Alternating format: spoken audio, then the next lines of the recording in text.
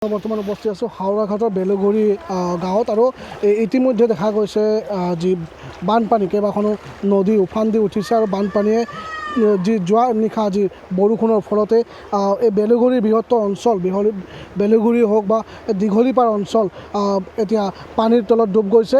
আমি দেখুৱাইছোঁ যে কিদৰে সকলো মানুহ ইমান দিনে যি খৰাঙে ধৰিছিল ৰাজ্যত আৰু খৰাঙৰ পাছতেই যি বানপানীয়ে এক প্ৰকাৰ হাহাকাৰ কৰিছে ৰাইজৰ মাজত। আমি কথা পাতিবলৈ যত্ন কৰিম। এজন ভুক্তভোগী আছে, কি ক'ব? প্ৰথমে খৰাঙে বৰষুণ হোৱা নাছিল, তাৰপিছত এতিয়া ইমান বৰষুণ হ'ল, তাৰপিছত এতিয়া বানপানী সৃষ্টি হৈছে, কি ক'ব? ধন্যবাদ। আমাৰ বিশেষতে এই আজি 2-3 মাহ ধৰি খৰাঙত কবলত পৰিছিলে এৰিয়াত, আৰু বিশেষতে কৃষক ৰাইজৰ বহুত অসুবিধা হ'ল। তাৰমানে বিশেষভাৱে ক'ৰবাত কোনোবাই পানী সিঁচি যদিও কঠীয়া পাৰিছিলে, সেইবোৰ খৰাঙতে সম্পূৰ্ণভাৱে কিছুমান ৰ'দত মানে জাহ গৈছে। আৰু ইতিমধ্যে আজি 2 দিন ধৰি বৰষুণৰ যি নেৰানেপেৰা কবলত পৰি আমাৰ এই বেলগুৰি গাঁওখনৰ লগতে দীঘলীপাৰ আৰু এইফালে বৰবিল, এই গাঁওকেইখনে বিশেষকৈ 90% মানুহৰ গৃহত আজি বানপানীৰ কবলত পৰি আছে। আৰু ৰাইজৰ বিশেষ অসুবিধা এইটোৱেই, যাতে এই বানৰ কবলৰ পৰা ৰক্ষা পাবৰ কাৰণে আমি চৰকাৰকো আমি অনুৰোধ জনাইছোঁ যাতে আমাৰ এই খণ্ডন কাৰ্য আৰু লগতে আমাৰ এই যে যিটো গড় ৰপ্তানিৰ বিভাগত আমাৰ যিটো উঠাব লাগে, ৰাস্তা মেৰামতি কৰিব লাগে, সেইটো আমি অনুৰোধ জনাইছোঁ যাতে কৰি দিয়ে।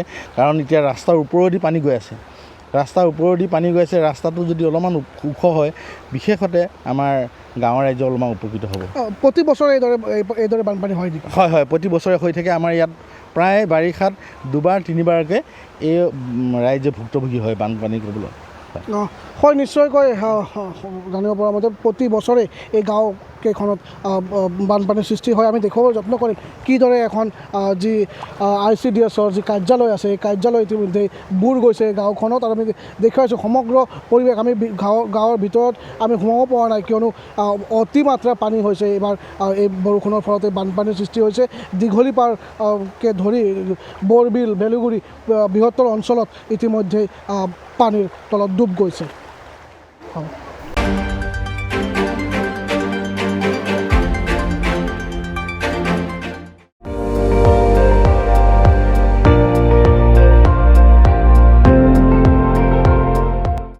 আপুনি চাই আছে ND24, সৰ্বশ্ৰেষ্ঠ নহয় সৰ্বোত্তমৰ দৌৰত।